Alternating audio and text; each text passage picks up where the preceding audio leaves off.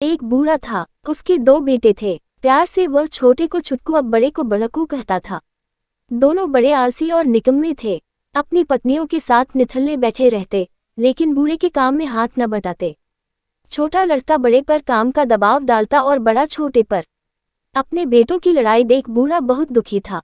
गांव वालों ने उसे समझाया, दोनों को खेत बांट दो, अपना अपना पेट भरने के लिए उन्हें अवश्य मेहनत करनी पड़ेगी। बूढ़े ने वैसा ही किया। उसके पास एक बड़ा खेत था, उसने आधा आधा दोनों को बांट दिया। अब उनके आगे परिश्रम करने के अलावा कोई चारा न था। बूढ़ा एक महीने छुटकू के साथ खाना खाता और एक महीने बुड़कू के साथ। थोड़े दिन वे अपने बूढ़े पिता को खाना खिलाते रहे, परंतु कुछ दिनों बाद खाना परोसते समय उनकी पत्नियां नाक भान सिकुड़ती और कहती, ऐसे कब तक खिलाएंगे इस बुढ़े को? दिन भर बैठा बैठा खाद तोड़ता है और रोटियां हजम करता है। बहुओं के तानों को सुनने के अलावा बूढ़े के पास और कोई चारा भी तो न था। वह चुप रहकर सब सहता। एक दिन दोपहर हो गई, किसी ने उसे खाना नहीं दिया। वह भूख से बिलबिलाता हुआ बोला, खाना दे दो बहू, आज खाना नहीं बचा है, शाम को खा लेना।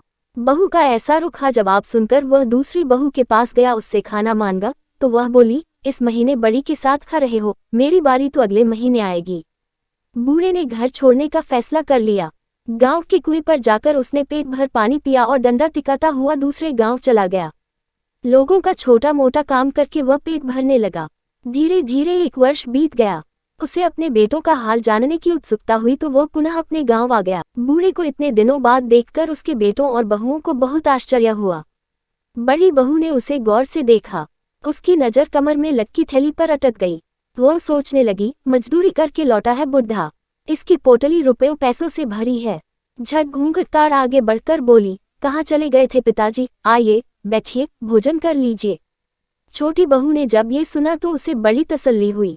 वह सोचने लगी, अच्छा हुआ मेरे घर आकर नहीं बैठे, वरना कौन करता बुढ़े की सेवा। छुटकू की नज़र थैली पर कुछ देर से पड़ी।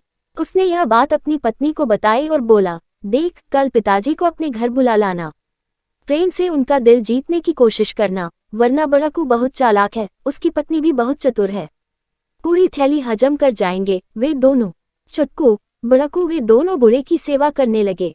दोनों बहुएं खाने पीने का ध्यान रखने लगी। बूढ़ा उस थैली को कभी अपनी कमर से अलग न करता, सोते समय भी अपने तन से चिपकाए रखता। उसके बेटे और बहू की नज़र उस पोटली पर अटकी रहती। एक दिन बूढ़े की मृत्यु हो गई। छुटकू और बड़कू को पिता की मौत का गम नहीं था, परंतु दोनों को थैली खोलने की जल्दी पड़ी थी, जो मृत बूढ़े की कमर से बंधी थी। बड़कू ने थैली खोलनी चाहिए। छुटकू बिगड़ पड़ा। दोनों थैली पर अलग अलग हक जताने लगे। गांव वाले शोर सुनकर आ गए। उन्होंने उन्हें लड़ने से रोका और कहा कि थैली के धन को तुम दोनों आधा आधा बांट लो, लड़ क्यों रहे हो? गांव के सरपंच ने थैली को खोला तो सभी दंग रह गए। उसमें मिट्टी, कंकड़, पत्थर के छोटे छोटे टुकड़े पड़े थे।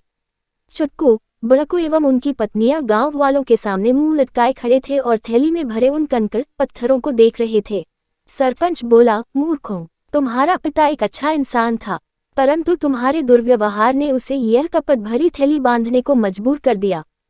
तुमने जो बुरा व्यवहार उसके साथ किया था, उसका फल तुम्हें मिल गया।